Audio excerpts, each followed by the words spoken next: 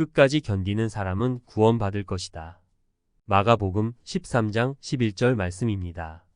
사람들이 너희를 끌어다가 넘겨줄 때에 무슨 말을 할까?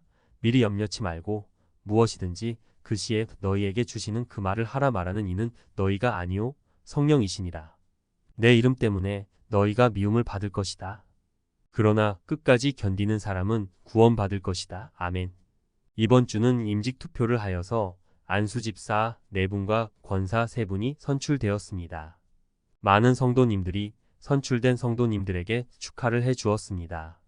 축하를 해주시는 분들 중에 어떤 분들은 생각하기를 저들이 한계급이 특진했다는 의미로 축하를 해드리고, 어떤 분들은 앞으로 주님의 몸된 교회를 위해서 힘든 싸움을 하지만은 하늘나라의 생명의 면류관을 확실하게 받을 것이기 때문에 축하를 해주었을 것입니다.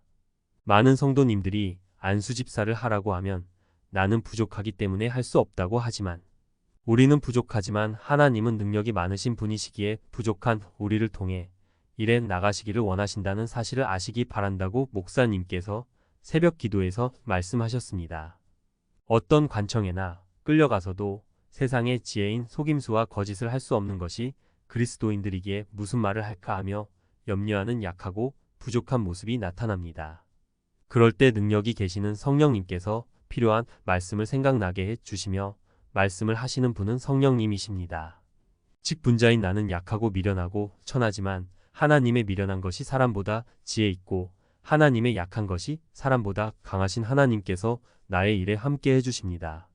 모세는 약하지만 능력의 지팡이를 주신 분은 하나님이시며 예레미야는 말을 할 줄 모르지만 입술에 기름 부어 주신 분은 하나님이십니다.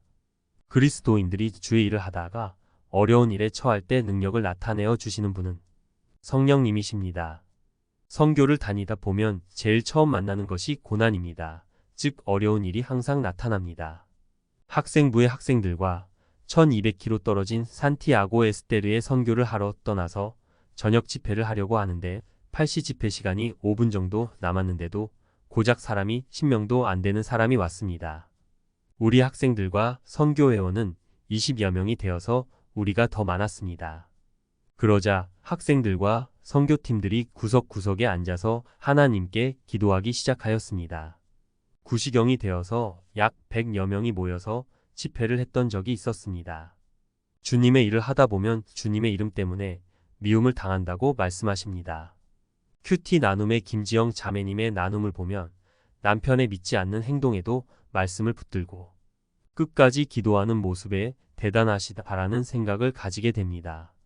끝까지 견디는 자가 구원을 얻는다고 말씀하십니다. 평안할 때는 모든 것을 잘합니다. 그렇지만 어려움이 다가왔을 때 죽음의 문턱에서 견디지 못하게 되면 실패의 삶이 되는 것입니다. 찰싹거리는 파도를 보고 겁을 내는 자가 아니라 용광로 앞에서 사자굴 앞에서도 능력의 하나님께서 함께 해주신다는 다니엘과 같은 믿음의 용사가 되기를 소원해보며 평안하고 좋을 때 할렐루야만 하는 것이 아니라 환난과 핍박이 몰려와서 주님의 이름 때문에 관청에 불려 가든지 예수를 믿는다고 미움을 받을지라도 마지막까지 견딤으로 최후의 승리자가 되기를 소원합니다. 히57 그는 육체에 계실 때에 자기를 죽음에서 능히 구원하실 이에게 심한 통곡과 눈물로 간구와 소원을 올렸고 그의 경외하심을 인하여 들으심을 얻었느니라.